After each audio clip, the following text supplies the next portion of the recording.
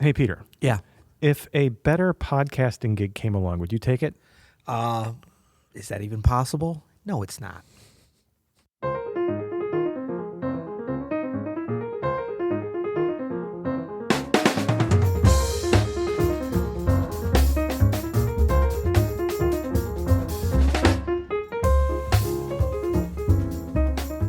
I'm Adam Maness, And I'm Peter Martin. and you're listening to the You'll Hear It podcast. Daily jazz advice coming at you. Coming at you today, sponsored by OpenStudio.com. Yeah. OpenStudioJazz.com. Open Studio Jazz. I'm surprised you Scott, you tripped up jazz on the brain. I don't know how I missed it. No, I'm surprised you tripped up because, I thank you for not lording it over me, but yesterday you had some what we would call scripted success, and I had some scripted fail. Are we going to actually release that thing? Well, I think so, because it's not going to sound like a failure once Andrew edits it all together. So we had this. By we, I mean Pete. Well, hold on. Verdict's still out on who had the idea yet. Let's see how it does. Had the idea to Might be do Andrew. a video about the 7 levels of online jazz education. Yeah. And Well, 7 online jazz tutorial. What are we going to call it? Something like that. 7 levels of online jazz tutorials, right? Yeah. It's going to be really interesting. Really I almost said biting. really funny, but I think, yeah. we'll see. We were laughing. We were spoofing some, well, just a little preview here. You'll see stuff like tutorial that only has an overhead cam, so you only see the instructor's hands. Right. Yeah. And then if you ever do actually see them, you're glad that you only saw their hands. I don't even know if we left that line. I think we did. But I was having a little trouble with my lines, man. Yeah, that was really interesting. I'm not a visual. What do you call it? You're not a visual learner. I'm not really a learner, and I'm not visual. No. What do you call that? It's almost like when you can look at something and memorize it right away, visually. Yeah, like a photographic memory. Photographic memory. Like that. I love photographs. Yeah. Big fan of photography, but not much of a photographic memory guy. I wonder if you would have read the script to yourself into like your phone. Yeah. Recording it, And then just like listen back to it, and then you probably That's for me. I mean, because once you were saying the lines, remember that was helping me. Yeah. And then I would say them. Yeah. So like if I was on set, as I was once, that's for another day. And someone yelled, when they're like, line, give me that, I would do okay. But if they're like, here's your script, sir, I'd be like, no, get it away. It was pretty hairy. However, for a second. you were killing it though. Yeah, I'm good at most things. I want to see if that comes across in the. I'm hoping it was some adept editing. You're not even gonna be able to tell who was killing it. We're all killing it. What I loved about it is you're just so good at so many things. Oh, so to see you stop now. not be good at Stop. something, Okay, was keep just, going. it was a real Okay. treat. Yeah, it was a Adam real was treat happy for me. He was on cloud 9, as they Yeah. say. Okay, so this ties in nicely. Not at all, actually, with No, what not we're at talking all. about. We got a speak pipe from Travis. Let's hear what Travis asks. Hey, Peter and Adam, this is Travis from Augusta, Georgia. Love the podcast. I had a question for you. So if you're gigging and you're actively taking gigs and you're getting calls and things are kind of going well, how do you, or did you in the earlier times, balance taking the gigs that you're already committed to that maybe aren't as musically rewarding and kind of like leaving room for the gigs that come up kind of the last minute, but maybe are with players that are going to, be better connections or help you play better? So one of my mentors gave me the piece of advice early on to always take the gig that you booked first, no matter what. And I've tried to stick to that advice. Sometimes I have not. And things are kind of starting to happen now. So I'm getting a few more calls from people that I'd like to play with. And I've kind of already got some stuff that's in the, that I got to take. So anyway, that's a question. I'd love to hear your answer. Thanks. Now we're getting into some You're sweating over there. I of, see. You're getting a little nervous over there. Well, this is some real this is like some pro musician talk, right? Because every professional musician I know has at one point taken a gig that they'd rather not be on. Right. Yeah. We've all done it. Yep. Some of us several times. We both have gigs later today. We will not comment on whether or not those. I don't know your gig and you don't know my gig, but My first one is not fun. I have 2 later today. Oh, 2, yeah. Yeah, and the early one is not going to be good. Okay, well, This is what I'm saying, though. But, you know, way to put a bad vibe on it there, buddy. There's good things about it, namely my mailbox in about a week. So, you know what I mean? That's the decision I had to make. So, and I think this is an interesting question, though, because he's more saying, like, all right, I have these gigs booked, probably for financial reasons. I'm doing them, but they're not musically fulfilling. What if I get a call from someone who I really want to play with? Right. Is it okay to cancel out of that first gig? I mean, yeah, that's a good question. I would say, I've kind of evolved over the years on this, and I would answer that now. Yes, it's okay to cancel. I was a little more dogmatic in earlier years. It was like, you have to honor your commitments and all that. Right. But I'll put a caveat on this. First of all, I think that, we are all. There's nothing wrong with looking out for yourself. We talk about community, and yes, we want to be and are part of a jazz community and a community of your local musicians, a community if you're touring with a group and whatever. But saying that, normally you need to look out for yourself because everybody else is looking out for themselves. When you can come together in a group situation, that's wonderful. And you can still look out for yourself and do that and be generous and be part of groups. Yeah. But a lot of times people are just like, well, I need to honor my commitment. Honor your commitment to yourself first. Now, that definitely includes not leaving people out there. And so where I've evolved to with this is if I do agree to do something, I don't look at that as an ironclad, I swear on my grandmother's grave that I'm going to be there at that time. There's a myriad of things that could come up: health, family, emergencies, and all these kind of things. And yeah, sometimes it's a better gig or a better paying gig. I found if the key to it is to have great sub. And totally. And it just so happens on several occasions I've got a great sub sitting there. I'm always welcome to. I think I have actually returned the favor a little bit on when you've gotten yourself into a little wedgie, that's little gig wedgie, as we would say. That's a great phone call I get to make when I'm like, hey, so I can't make it, but yeah, Peter Martin's gonna be there. No, but I really think that whatever people's perceived levels or whatever, the trick to this is you take it upon yourself to get a great sub for the gig. That and you still have work to do though. You've got to make sure that they are prepared. It's not like, oh, I've got a sub and it's Adam Maness and he's really good and so he'll come in. Like I've got to make it so that it's as easy for you. Like say if it's a gig I've done a lot and you haven't done, I take the time then to sit with you and teach you, show it, make it easy on you. So because the end result is that when you come in, the band leader looks at you at first and is like, oh, you're not Peter. And then all of a sudden you start playing, you're like, whoa. This is cool. We can still do all the regular stuff. We can still do whatever. And so I found that to be actually easier than I used to think it was. And I've gotten more confident with doing that. Having said that, you got to have somebody really, I'm lucky to have you available sometimes, but you're not even always available. So, well, and it kind of depends on the gig too, I think. You know what I mean? On the situation. Like, if you're like, there's some situations where, I wouldn't be able to get prepared for a gig. Like if it's like, you've been in the band for a long time, right? This is hypothetical. You've been in a band for a long time. You know all the arrangements. There's no charts or anything. You guys are just a band or whatever. Yeah. And then you're like, well, I'm just going to sub out to my boy Adam because it's a better gig. Like that's a little, because like there's no real replacing that experience and you committed to musically being in there. Right. If it's like a party band on the weekends that any keyboard player can come in and play Mustang Sally or whatever, like do not feel bad about going after more either lucrative financial or musical endeavors. For sure. You know what I mean? Like, but I even think even the more complicated situation, I mean, if it's not, if it's totally like there's just no time and it would just take, like, there's no way you could prep. But I don't think any gig is that precious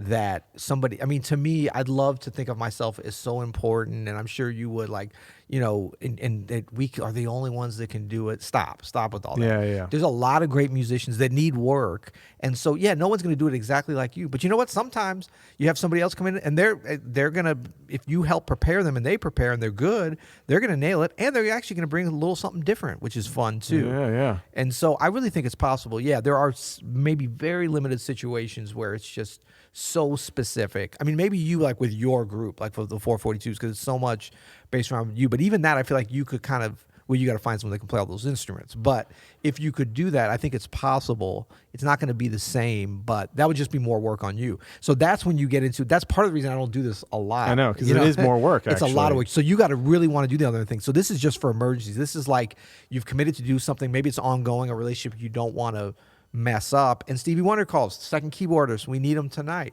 Who's not going to understand that you got to take that gig? I mean, I hope they would understand, yeah, right? But you do everything in your power to make sure that the thing that you agreed to do, because really what you're agreeing, and you know what, now that I'm hearing this come out of my mouth, this is going to be kind of controversial, so I don't know. I'm saying, like, when somebody calls you and you commit to a gig, I look at it as you're really, especially if it's a one-off thing, you're just committing to a piano player of your level being there. 99.9% chance it's going to be me.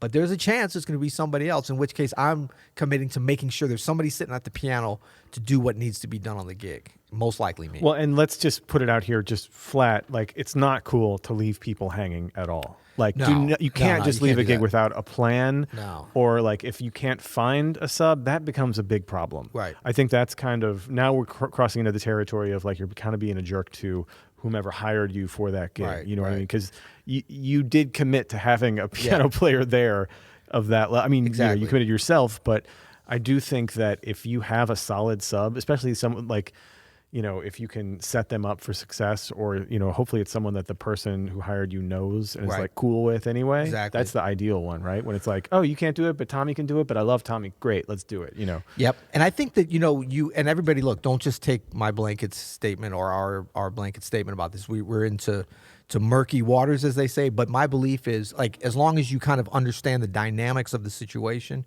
the best way to deal with it when you do have a really highly qualified sub that you have the time to prep them and they're going to come in and kill it, is to just go ahead and make that move. Don't call the band leader and say, is it okay? Now, look, if there's certain situations... Oh, really? You're saying just make the move I think so, because... independently. Yeah, because, first of all, you're just opening... If you've already made the decision, you're you're not not going to be... controversial, man. This is... No, that's why I say, Kevin, you have to think about the situation. I've done it before, and it's actually worked out really well. And we've actually... You've been involved with one of those where I just made the decision... that was a complicated situation because you started out and then Terrence I came Blanchard's in. opera, yeah. And so, but like, I didn't tell them, "Ooh, do you think?" I was like, "Look, this is going to be the best thing." Look, if they had held me over and pulled out a contract or something, maybe I would have. But I was just very clear and like, trust me on this. This is what's going to. But I was basing it upon that actually was different because it had nothing to do with me trying to do another gig. Yeah, it was more of a scheduling. You were already booked out for stuff. Yeah. But I think that it is good because the whole thing is, you're not going to be there. So the band leader is going to be like, oh, there's already going to be this kind of, oh, who's better that you're doing something else. Look, if you're going to your kid's graduation or something, yeah, of course they understand. I forgot it was this. But if you're doing another gig, they're going to be a little chip on the shoulder because of that. But if you come in and say, look, I'm not going to be able to make the gig. I'm so sorry. I was really looking forward to it. But I've already arranged. I've taken care of everything. Yeah. Like, this is not going to be a hassle for you. Yeah. In fact, it's even going to be even more buttoned up. I've already taken care of it. Bam. And sometimes there's even like some financial things where if it's like part of an ongoing thing, you say, look, I'm going to take care of paying them out of my own pocket. Yeah. So that, there's things that you can do. But the main thing is that you're making sure that the musical situation's covered. And you have to take yourself a little bit out of the ego side of it, to be like, I'm so special and precious that I'm the only one that can do this gig. Yeah. Try to get someone that could play if you do that. Oh, no, you have to. I hope I said that. It's got to be. Sometimes, in my trio, I have the great Montez Coleman. Yeah, so it's hard. Montez likes to sub out quite a bit. Okay, well, we don't want to name names here. No, but I love him, and I'm ready for it. Yeah. But, sometimes it's a little hairy. It's a little yeah. But that's just because of you got to go with factors what it is. here, But I also think that for, and this is not talking about your gig, just talking about a gig that is either kind of lower paying or lower. You hate to say lower on the totem pole, but it's just a more casual thing. Oh, for sure. No, it's a weekly gig. It's a lower paying gig. And sometimes people are like, can you do a gig in 2021 on this date? And no matter what it is, short of being like $100,000 to play, at the Statue of Liberty or something, nobody can no one's going to put that down and be like, I can promise, guarantee you 100% I'm going to be there and we'll do this. And let's agree to the price and everything. So, there's always things come up. Life happens. This is very gray area. Can I pivot for a minute though? I think as we were talking about this, I thought of a subject that we really haven't covered here, but I think is relevant to this and something that as Travis was saying, like things are starting to happen for him. He's getting more calls or whatever. And so I think maybe we could talk a little bit about like, what is your process for declining gigs? Because I think this is a little bit of an art form too, especially if you want to maintain a relationship with that person. But if it's you mean declining them not because of a schedule, just like I'm not going to do anything. Well, yeah, I mean, but you have to say no to a lot of things, and I like because you want to say no to them, and I'm starting to more and more have to be like, this isn't what I want to do. Yeah. So like I'm finding though there's a bit of an art form into like the polite decline, right? So that everybody comes out winning. Do you know what I mean? A little bit, or feels like they've saved some economy kind of words phase. is important. Not getting into it, right? Yeah. So basically 2 words that I use: hell's no. That works well. Can you make a gig? Very at direct, hell's Peter Martin is. No, yeah. So this is good. I mean, I think I don't know. I think that's just. I think in terms of communicating it to them. For me, whether it's a scheduling thing, or I don't want to do it, or I don't have time to do it, it's pretty much the same. It's just like, sorry, I'm not gonna be able to make that. Thanks so much. Now, I don't do, like, if it's someone I just am not interested in working with because I had a bad experience or something, I'm not gonna say, thanks so much for calling. Let's hope we can do it in the future. I don't like that kind of political crap. For sure. But I'll just be like, thanks for the call. Sorry, I'm not gonna be able to make it. And if it's somebody I want to work with, maybe next time, or I'd love to work with you. And I just try to be honest, really. Honest and direct. When people get into all these flowery things and everything, and they think they're being kind and polite to everybody, thank you so much. It was an honor for you. I mean, to me, that's more about you and your ego, because you care so much about what they think about you. You're not that important. We aren't that important. You know what I mean? It's so true, man. It's a gig. It's a gig. I mean, when I get there, I'm going to treat it as very important. And if it's something that I don't feel like I can do that, I'm not going to do it. Yeah. But I mean, all this back and forth and this and I really wish I could make it. Yeah. No, I think that's exactly the approach that has worked for me as well. And I think it's the same approach that, if going back now to Travis's question, the same approach you can use when you need to sub out. Yeah. Just be honest and direct about it. You don't, but economy of words is also important. Yeah. Like, you don't have to, and like sometimes you were saying you can sub out. Yeah. And trust that, and just do it, and then tell them like, hey. Well, and I think at a minimum, I know your eyes really went when I said about that, already arrange it without asking them, but I think at a minimum have it lined up so that when you tell them, especially if it's more like last minute. You're not saying don't tell them, like a different person shows up. I've been in that situation. I didn't do it. Like, I've been the one going, I didn't realize. That's how I first worked with Diane Reeves. Actually, I knew her and we'd played together. She didn't know you were going to be at that first gig? She did gig? not know I was going to be at the gig. David Torkanowski in New Orleans, great pianist, her musical director for years, asked me to do a whole tour. And like, I knew Diane and I'd played with her. Well, I didn't know her well though. But he was like, but see, that's where I kind of learned it. He didn't quite complete the thing, but like, he came over, showed me all the music, and her set's always a little bit complicated because her book is so big and she doesn't like to have a set list. Yeah. So like, we covered like 30 tunes and he showed them to me. He's like, you got to go to keyboards on this. He's like, and she likes, down to the thing of like, he's like, sometimes when she counts this off, she turns away from the piano. So you got to really listen because you can't see because she's pointing towards the drum. Like, he prepped me. Wow. He was my neighbor around the corner, and like, I was excited to work with her.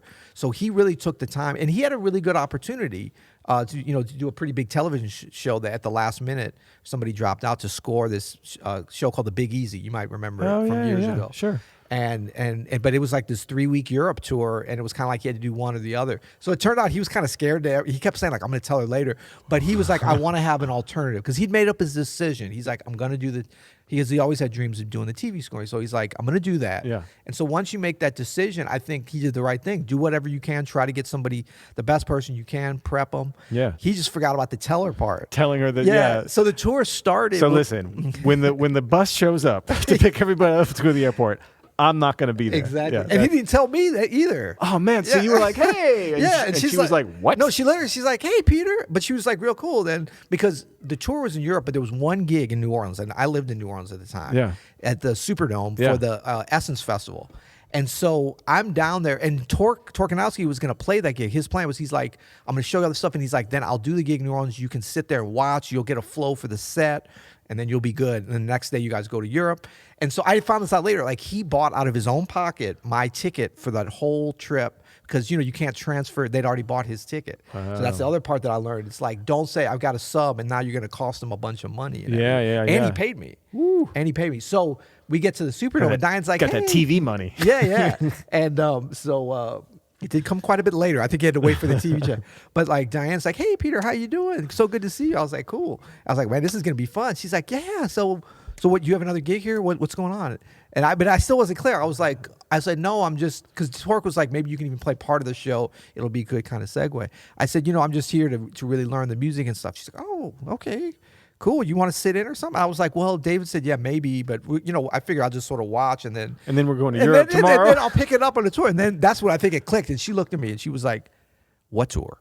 I said, and then it kind of clicked with me. We kind of looked at each other because we both knew Torkanowski, and we're like, ooh, a certain part. And she was just like, but she was like, looked back to me with like love, but then she turned away and was just like ire because Torque hadn't got there, and she was so icy with him, But once we started the tour, we had a good time. You obviously clicked. It was fine, yeah. And I think Torkanowski's a very smart guy. He should have said something, but he also knew maybe she was gonna blow up or whatever. So the timing kind of worked out. I got to see the gig, and were you then in her band sort of straight away after that, or not straight away, but it did kind of lead to that. Yeah. And Torque, used to always tease me for years. He's like, "Yeah, I knew if I got a really good sub, this is what was going to happen. I was going to lose my gig," and it didn't really happen like that. I mean, that is a risk. It is. You get the really good sub, you're going to lose the gig. Yeah, but my recommendation on that, and I've seen other situations, and I really am very good about complying with this. Like, I always get the best sub. I've noticed when you sub out with Diane, you get like some seriously heavy casts. I'm like, I mean, Jeff Keezer, sure, Torkanowski, Orrin Evans. Who's that guy in LA you were using? That guy was great. We'll talk later. Oh, okay. This is already a 30-minute episode. I know, this was getting kind of long. Yeah. Should we do part 2 on this one? Let's get some scotch. Yeah. Well, cool. Well, that was a great question. Thank you, Travis from Augusta. I love Augusta. Have you been to Augusta, Georgia? Man, it's beautiful down there, isn't it? Yeah. I don't know if Travis is native though, because they got a thicker. He's got a little bit of Georgia twang, but not much. He might be an Atlanta transplant. He doesn't have that thick Augusta, or maybe I'm not hearing it. Well, but until tomorrow, you'll hear it.